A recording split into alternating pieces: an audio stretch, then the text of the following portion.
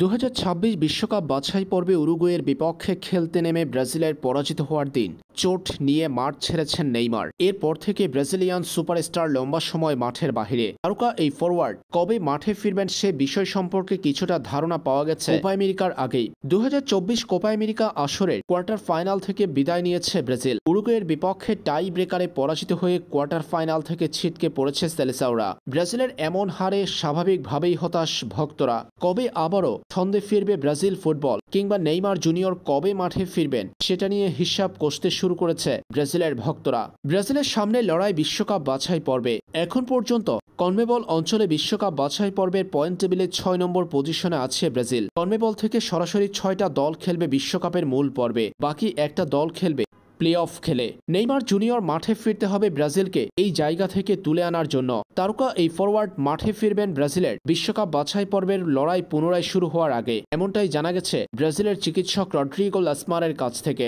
চলতি বছরের সেপ্টেম্বরে মাঠে নামছে ব্রাজিল। বিশ্বকাপ বাছাই পর্বের লড়াই শুরু করবে সেলেসাওরা। এখনও ব্রাজিলের হাতে বাকি আছে 12টা ম্যাচ। বিশ্বকাপ বাছাই পর্বের সেই 12 ম্যাচ মহা গুরুত্বপূর্ণ ব্রাজিলের জন্য। সেগুলোর প্রত্যেকটাতেই জিতে বিশ্বকাপের মূল পর্বে যেতে চাইবে সেলেসাওরা।